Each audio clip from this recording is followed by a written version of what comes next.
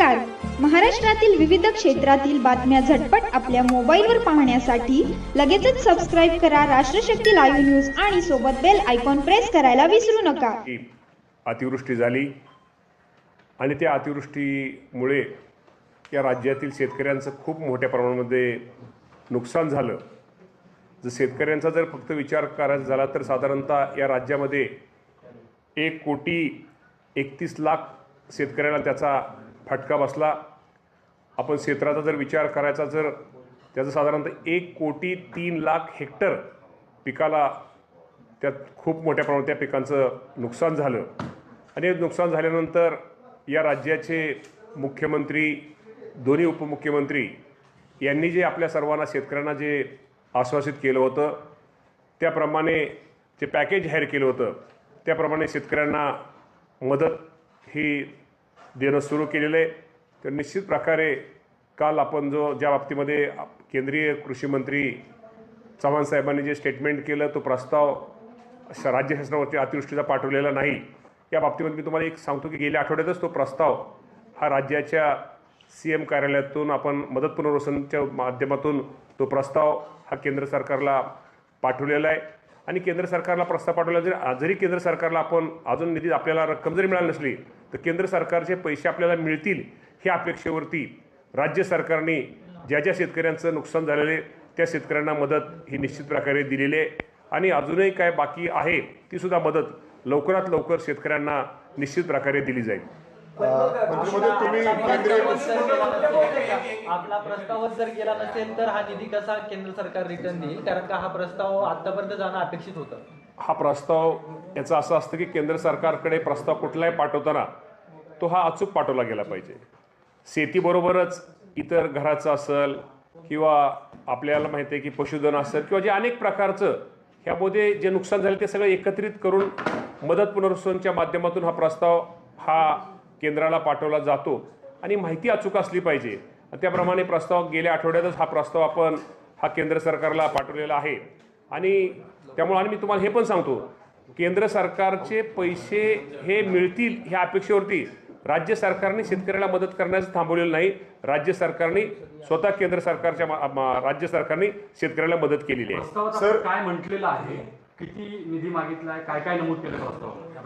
आता मदत पुनर्वसनचा हा विषय जरी असला की कृषीच्या बाबतीमध्ये तुम्हाला सर्वांना माहिती की जे पॅकेज आपण जाहीर केलेलं आहे तर हे पॅकेज आपण केंद्र सरकारला पैसे दिले, आपण ते काय शेतकऱ्याला पैसे देणार आहे.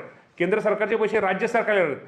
केंद्र सरकारचे पैसे मिळतील ह्या अपेक्षेने जे राज्य सरकारने शेतकऱ्यांसाठी जाहीर केलं होतं ती मदत दिलेली आहे. मंत्री महोदय, तुम्हाला असं वाटत नाही का, एक मिनिट, तुम्हाला असं वाटत नाही का मंत्री महोदय की 2 महिने हा काळ उलटून गेलेला आहे, खूप उशीर झालेला आहे. तुम्हाला हेही माहिती आहे की सेंट्रलमध्ये अर्थात दिल्लीत हाऊस सुरू होणार आहे. हा मुद्दा तिथं सुरुवातीलाच मांडायला हवं जेणेकरून लवकरात लवकर राज्याला पैसे मिळतील. तुम्ही म्हणताय पत्र पाठवलंय, स्वतः केंद्रीय मंत्री म्हणतात अजून केंद्रीय मंत्री अधिवेशनामध्ये असतील. गेल्या आठवड्यातच तो प्रस्ताव आपण पाठवलेला, आठवडा लागला प्रस्ताव. ऐका ना, प्रस्ताव पाठवलेला आहे. आणि प्रस्ताव मी तुम्हाला सांगतो ना, जरी प्रस्ताव आपण केंद्राने पाठवलेला जरी प्रस्ताव पाठवला असला, राज्य सरकारने केंद्राचे पैसे मिळतील हे अपेक्षेवरती शेतकऱ्यांना मदत केलेली आहे. त्या बाबतीमध्ये शेतकऱ्यांना काय मदत आपण थांबवलेली नाहीये. मग ते पैसे काय डायरेक्ट शेतकऱ्याला केंद्राचे पैसे येणार, ते राज्य सरकारलाच पैसे मिळणार आहेत. पण राज्य सरकारने त्यावर केंद्राच्या मदतीची अपेक्षा न ठेवता ते डायरेक्ट पैसे शेतकऱ्याला पण वाटप केलेले. सुद्धा बरेच शेतकऱ्यांना मदत मिळालेली नाही साधारणतः अजून सुद्धा. म्हणजे जसं तुम्ही म्हणताय अजून आकडेवारी पूर्ण आली नाही तर मदत कशी झाली? नाही, मदत आकडेवारी आपण दिलेली, आकडेवारी कृषी विभागाने दिलेली, पण इतर विभागांची सुद्धा सर्व इतर आकडेवारी ही गोळा आपण माहिती घेऊन हा प्रस्ताव आणि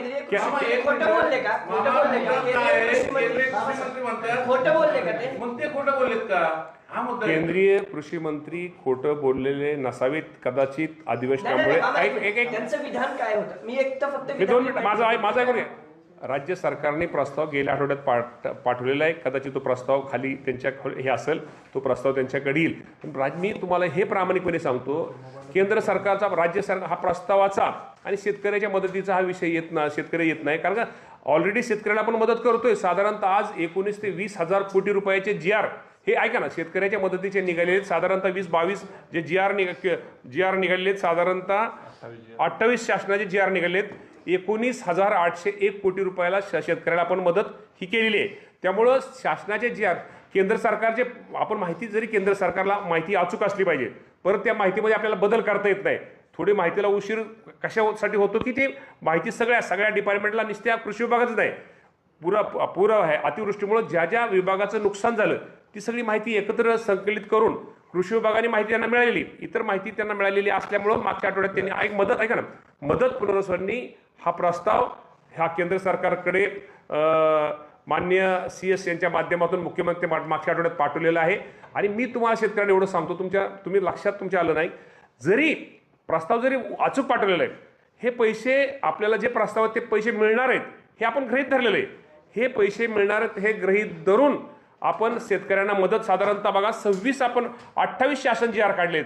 आपण 19,801 कोटी रुपयाची मदत ही शेतकऱ्यांना केलेली आहे. केंद्र सरकारचे पैसे मिळणार हे अपेक्षेवरती आपण ती मदत केलेली आहे. किती मागितली साधारणतः आपण किती केंद्राकडून? इन्व्हेस्टमेंट होणं अपेक्षित आहे? तुम्ही काय अहवालामध्ये सांगितलेलं आहे, जो अहवाल तुम्ही केंद्र सरकारला पाठवला आहे? किती हेक्टर शेतीबद्दलचा आहे? किती हेक्टर साधारणतः शेती? 1,03,00,000 एकर एवढ्या शेतीसाठी आपण तो कृषी विभागाच्या माध्यमातून आपल्या कृषी विभागाचं आपण ते पाठवलेलं आहे. त्यामुळे निश्चित प्रकारे मी तुम्हाला एवढं सांगतो की राज्य सरकार सुद्धा शेतकऱ्यांना मदत करते. या राज्याचे मुख्यमंत्री, दोन्ही उपमुख्यमंत्री तुम्ही मदत मागितली शासनाकडे, ऐका ना पॅकेज आता सगळ्या विभागाचं हे असल्यामुळं आपण 1 कोटी आपण 2-3 लाख हेक्टर हा कृषीचा आपण मागणी करतोय. आणि इतर विभागाच्या माध्यमातून नुसतं कृषी विभागाचं नाही, अतिवृष्टीमुळे अनेक ह्याचं नुकसान झालेलं आहे. त्यामध्ये घराचे पडझड असेल, पशुधन असेल किंवा इतर ठिकाणचे कोणाचं हे गेलं असेल, त्यामध्ये सगळे एकत्रितरित्या तो प्रस्ताव हा केंद्र सरकारला हा आपण पाठवतोय. मी तुम्हाला सांगतो, जरी केंद्र सरकारला प्रस्ताव आता कृषी विभागाचा आपण म्हटला, कृषी विभागाचा प्रस्ताव मी म्हणतो आपण पाठवला, गेल्या आठवड्यात पाठवला, तरी सुद्धा केंद्र सरकारचे पैसे हे आपल्याला मिळणार हे ह्या अपेक्षेवरती राज्य सरकार हे शेतकऱ्यांना मदत करत असतं. त्यामुळे आपल्याला माहिती आहे की NDRFच्या नियमाप्रमाणे तर राज्य सरकारची केंद्र सरकारची रक्कम आपल्याकडे आहेच, परंतु या बाबतीमध्ये मी तुम्हाला सगळ्याला एकच सांगतो की त्यामध्ये शेतकऱ्यांचं कुठलंही नुकसान झालेलं नाही, शेतकऱ्याची मदत थांबलेली नाही. त्यामुळे शेतकऱ्याला मदत ही निश्चित प्रकारे राज्य सरकारच्या माध्यमातून आम्ही दिलेली आहे. आणि एवढंच काय की मला सकाळी कुणी तर मला तुमच्या अनेक चॅनल विचारलं की त्या शेतकऱ्याच्या कर्जमाफीच्या बाबतीमध्ये होते, मला विचारलं कर्जमाफीच्या बाबतीमध्ये आपल्या सगळ्यांना माहिती आहे की परदेशी साहेबांच्या ह्याच्याखाली एक कमिटी ही राज्य सरकारने ही नेमलेली आहे. आणि या बाबतीमध्ये बच्चू कडू असतील, शेट्टी साहेब असतील, आमचे डॉक्टर शेतकरी संघटनेचे सगळेच नेते, सगळ्या नेत्यांना विश्वासात घेऊन त्यांची एकत्र बैठक करून मुख्यमंत्री, दोन्ही उपमुख्यमंत्र्यांनी त्यांची चर्चा करून एप्रिलमध्ये त्यांचा अहवाल पहिल्या आठवड्यात येऊन साधारणतः माझ्या शेतकऱ्यांना 30 जूनपूर्वी ही कर्जमाफी दिली जाईल यासाठी राज्य सरकार कटिबद्ध आहे. सर, तुम्ही केंद्रीय मंत्र्यांनी असं बोलल्यानंतर तुम्ही सांगताय की 2 आठवडे झाले त्यांना हा प्रस्ताव पाठवून, तुम्ही फोनवरून त्यांच्याशी संपर्क तरी साधलं का? तुम्हाला पोहोचलेला आहे सर त्याच्याकडे लक्ष? म्हणजे काय ऐका ना, हा विषय नुसत्या कृषी विभागाचा नाहीये, हा विषय अनेक डिपार्टमेंटचा आहे. आणि ऐका ना, हा प्रस्ताव जे पाठवतो ते मदत पुनर्वसन विभाग हा प्रस्ताव पाठवत असतं. त्या बाबतीमध्ये आमचा जो विषय, आपल्या कृषी विभागाचा विषय कुठला येतो, जे नुकसान झाले साधारणतः 1,03,00,000 हेक्टर हे आपल्या शेतकऱ्यांचं नुकसान झालेलं आहे. साधारणतः 1,31,00,000 शेतकरी, 1,31,00,000 शेतकरी आणि एकूण पिकाचं नुकसान झालेलं आहे 1,03,00,000 हेक्टर असं नुकसान झालेलं आहे. असा आपण प्रस्ताव हा आपण मदत पुनर्वसनला पाठवतो कृषी विभागाच्या माध्यमातून. आणि मदत पुनर्वसन सगळ्या डिपार्टमेंटचं एकत्र करून हे मुख्यमंत्र्यांच्या माध्यमातून केंद्र सरकार पाठवतो. तो प्रस्ताव आपण मागच्या आठवड्यामध्ये केंद्र सरकारला तो माननीय मुख्यमंत्री महोदयांच्या सहीने पाठवलेला आहे. आणि मी तुम्हाला एवढं सांगतो, मी कृषी विभागाच्या बाबतीत जर आपण बोलायचं झालं, ह्या प्रस्ताव जो काय होईल, पैसे किती येतील त्यापेक्षा त्याची वाट न बघता, केंद्राचे पैशाची वाट न बघता केंद्राचे पैसे आपल्याला मिळतील ह्या अपेक्षेवरती जे पॅकेज राज्य सरकारने जाहीर केलेले ती रक्कम शेतकऱ्यांच्या खात्यावरती आपण जमा करतोय. साधारणतः की 28 GR आपण काढलेले आहेत. साधारणतः 19,801 कोटी रुपये आतापर्यंत आपण शासनाचे GR निघालेले आहेत. त्यामुळे अजूनही जी राहिलेली जी शासनाने मुख्यमंत्री साहेबांनी दोन्ही जे आश्वासित केलेले त्या बाबतीमध्ये राहिलेली रक्कमसुद्धा येणाऱ्या थोड्याच दिवसामध्ये ती सुद्धा रक्कम शासनाने मुख्यमंत्री साहेबांनी दोन्ही जे आश्वासित केलेले त्या बाबतीमध्ये राहिलेली रक्कमसुद्धा येणाऱ्या थोड्याच दिवसामध्ये ती सुद्धा रक्कम सगळी शेतकऱ्यांना दिली जाईल. प्रस्ताव पाठवण्यास उशीर झालाय का? कारण ऑक्टोबर नोव्हेंबर डिसेंबर आलाय, आता 3 महिने झाले. आता शेतकऱ्यांचं आपल्याला जर झालं तर ऑक्टोबर नोव्हेंबर, आता नोव्हेंबरमध्ये सुद्धा काही ठिकाणी अतिवृष्टी झाली. तुम्हाला माहिती आहे साधारणतः 4,89,000 हेक्टर तिथं नुकसान झालं. त्यावेळेस सुद्धा 10 लाख 10.5 लाख शेतकऱ्यांचं नुकसान झाले. मी गंमत सांगायचं की तुम्ही एक सांभाळ तुमच्या लक्षात ना की केंद्राला माहिती पाठवते परत केंद्राला माहिती पाठवता येत नाही. केंद्राची माहिती ही अचूक असली पाहिजे आणि थोडा उशीर जरी झाला ऐका ना, केंद्राला माहिती उशिरा पाठवली नाही त्यात कोणाचं नुकसान नाही. केंद्राला आपल्याला अचूक शेवटी आपल्या पैशातून आपल्या राज्य सरकारच्या आपण पैशातून आपण त्या गोष्टी करतोय, शेतकऱ्याची आपण मदत करतोय. आपण अचूक माहिती एकदा पाठवल्यानंतर परत माहिती आपल्याला केंद्र सरकारला पाठवता येत नाही. त्यामुळे उशीर झाला कारण का नोव्हेंबरमध्ये सुद्धा पाऊस आपल्याकडं काही ठिकाणी पडला.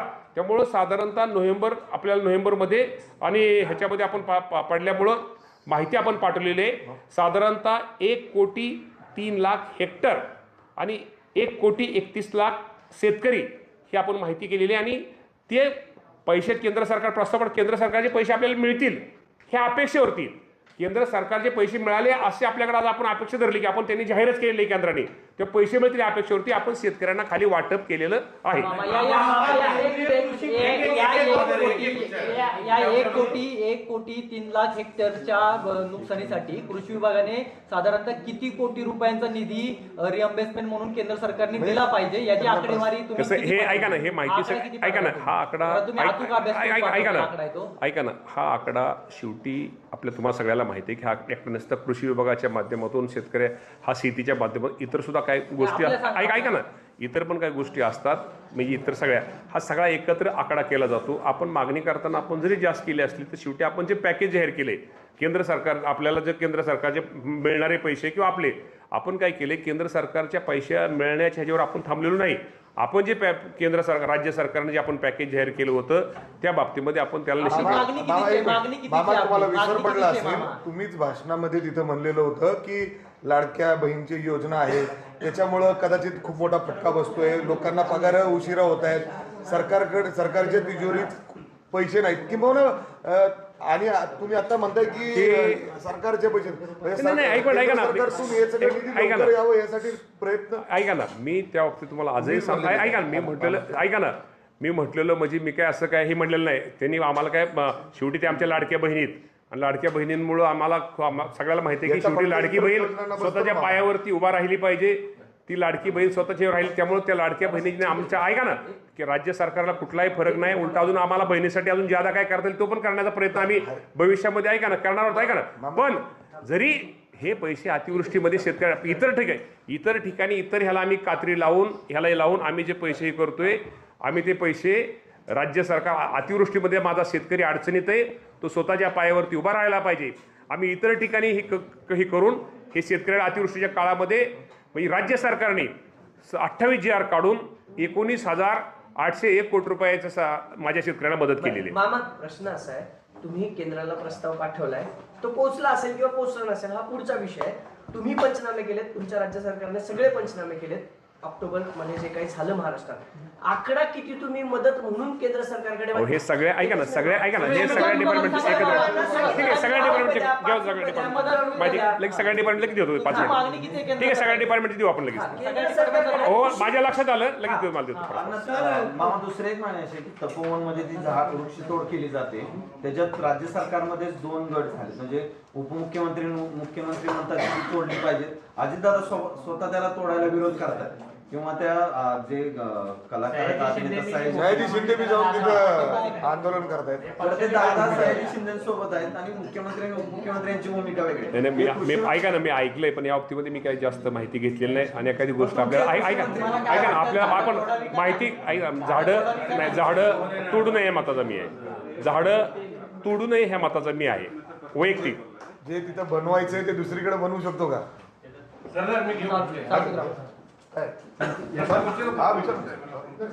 मुद्दा असा आहे मामा तुम्ही सगळं सांगितलं सरकारने किती मदत केली सगळं सांगितलं पण केंद्राकडे वेळेत प्रस्ताव जाणं अपेक्षित होतं. त्याच्या संदर्भात मी तुम्हाला एक मी अजूनही तुम्हाला ऐका ना, तुमचं बहिणी सांगितलं की आमच्याकडे प्रस्ताव पाठवा, आम्ही लगेच पैसे देतो. पण आज 3 महिने झाले का प्रस्ताव पाठवला गेला नाही याचं उत्तर मी तुमचे ऐका ना, मी तुम्हाला हेच सांगतो की केंद्राकडे अचूक प्रस्ताव पाठवला पाहिजे. आपल्याकडे नोव्हेंबरमध्ये सुद्धा अतिवृष्टी झाली. ते अपडेट हे असं नसतं. परत प्रस्ताव केंद्र ऐका ना, केंद्र सरकारकडे परत प्रस्ताव पाठवता येत नाही. आपण आणि माझं म्हणणं आहे, प्रस्ताव उशिरा पाठवला, आपण शेतकऱ्यांना कुठं थांबवलंय? शेतकऱ्याला आपण मदत दिलीच ना शेतकऱ्याला. आपण शेतकऱ्याला त्यात कुठेही शेतकऱ्याचं नुकसान केलेलं नाही. ज्याप्रमाणे पंचनामे अहवाल प्राप्त होतील त्याप्रमाणे साधारणतः मी तुम्हाला परत सांगतो 19,801 कोटी रुपयाची आपण GR हे आपण त्यांना शेतकऱ्यांना मदत केलेली. त्यामध्ये कुठेही म्हणजे केंद्र सरकार मग तेच सांगतो ना तुम्हाला. अहो आता केंद्राकडे मदत मी तुम्हाला तेच सांगतो. पण एक मिनिट, आपण आता हे नोव्हेंबर केंद्राकडे पहिली मदत मागितली असती, नोव्हेंबरचे पंचनामे काय झालं असतं? परत डबल प्रस्ताव परत का? पाऊस उशिरा पडला त्यामुळे परत एकदा अतिवृष्टी झाली. बघा तुम्ही जून पासून ते नोव्हेंबर महिन्यापर्यंत अतिवृष्टी होती. माहिती आपल्याला माझं काय म्हणणं आहे की ऐका ना, एक मिनिट, आणि काही एनडीआरएफची काय रक्कम बरं का, एनडीआरएफची काय रक्कम आपल्या राज्य सरकारकडे जमा असती, त्यातनं आपण काही गोष्टी केल्या. त्यामुळे त्याचा आणि जरी प्रस्ताव उशिरा आपण म्हणता जरी पाठवला त्याचा आणि शेतकऱ्यांना मदतीपासून आपण वंचित ठेवलेलं नाही, त्याचा विचार आपण केलेला नाही. राज्य सरकारने त्या बाबतीमध्ये मदत शेतकऱ्यांना केलेली आहे. विचारलाय काय प्रश्न किती मदत ते महत्वाचं ते ना बघून घ्या लगेच शरद पवारांच्या नाव आहे त्याच्यामध्ये. काय होणार नाही आणि लेटर निघलंय व्यवसायाचं चौकशी समिती. अहो साहेब, कुठल्याही गोष्टीमध्ये एखादी तक्रार आल्यानंतर आणि चौकशी म्हणजे काय ते काय वेगळा विषय नाही. एखादा विषय एखाद्याने मुद्दा काढला तर त्याला उत्तर देताना ठीक आहे आम्ही माहिती घेऊ, चौकशी करू, म्हणजे काय ती काय त्यात काय चुकीचं आहे असं नाही. चौकशी कुणी साजं करतं. मामा यापूर्वी कधीच अशी चौकशी समिती नेमली नाही.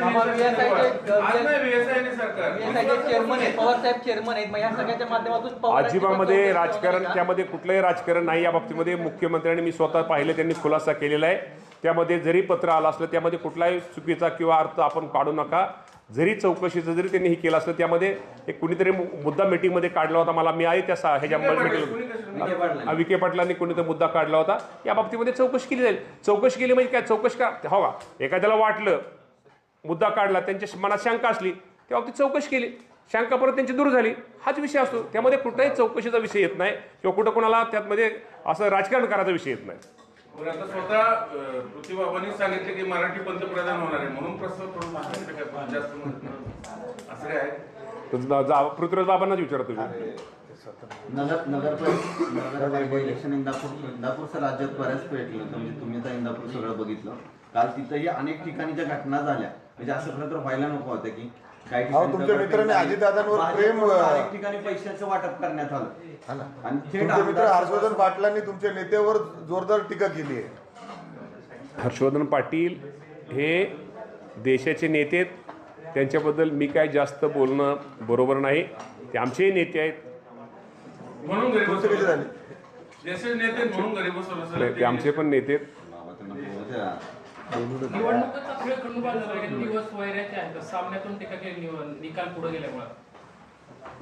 तर कुणी टीका केली काय केली मला माहित नाही. आणि शेवटी मी नेहमी लक्षात ठेव, विरोधकांचं काम असतं टीका करणं, त्यात त्यांचं चुकीचं नाही आणि आमचं पण चुकीचं नाही. अशा प्रकारे निवडणूक होणं योग्य आहे जे काही कालच्या निवडणुकीत सगळं चित्र तुम्ही बघितलं असेल. नाही हो का, आता काय निवडणुका, आता नवीन तरुण वर्ग, प्रत्येकाच्या अपेक्षा, प्रत्येकाच्या मागण्या, निवडणुकीमध्ये ज्या काही गोष्टी निवडून येण्यासाठी केल्या जातात नक्कीच त्या मनाला पटत नाहीत, परंतु शेवटी निवडून येणं हा निकष असल्यामुळं काही गोष्टी होत असतात. आता ते काय एक पक्ष त्याला जबाबदार नाही, त्याला सगळेच पक्ष जबाबदार आहेत, त्यात तुम्ही पण जबाबदार आहात सगळेच. आता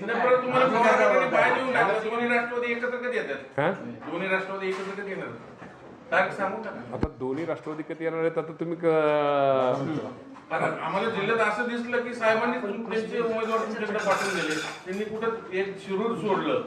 काल तिथंही अनेक ठिकाणी ज्या घटना झाल्या, म्हणजे असं खरं तर व्हायला नको होतं की काही तुमच्या मित्राने अजितदादांवर प्रेम, अनेक ठिकाणी पैशाचं वाटप करण्यात आलं आणि तुमचे मित्र हर्षवर्धन पाटलांनी तुमच्या नेत्यावर जोरदार टीका केली आहे. हर्षवर्धन पाटील हे देशाचे नेते आहेत. त्यांच्याबद्दल मी काय जास्त बोलणं बरोबर नाही. ते आमचेही नेते आहेत. म्हणून घरी तुमचे किती झाले? देशाचे नेते म्हणून घरी बसवलं नाही, ते आमचे पण नेते आहेत.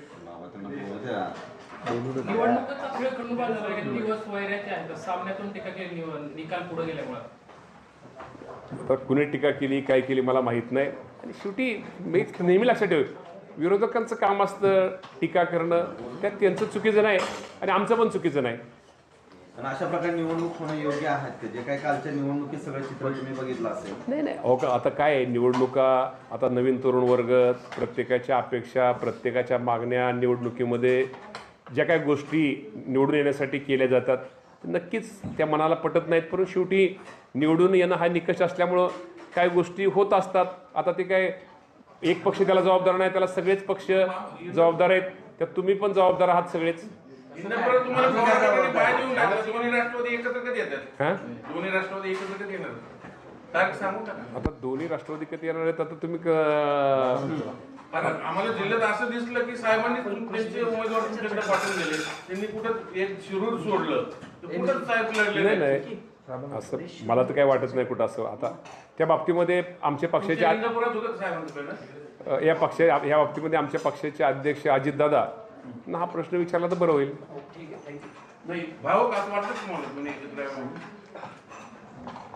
दादांना विचारला ना, दादांना प्रश्न विचारला. नाही, माझं मत ऐका ना, आमचे नेते कोण आहेत? दादा आहेत. साहेब नाही का? अजितदादा आमचे नेते आहेत. त्यामुळे दादांना हा प्रश्न विचारला तर बरं होईल. तुम्ही ठीक आहे, थँक्यू. तुम्ही घ्या नाश्ता. नाश्ता थांबा, नाश्ता करा आणि तुम्हाला आकडे देतो 2 मिनिटं. चहा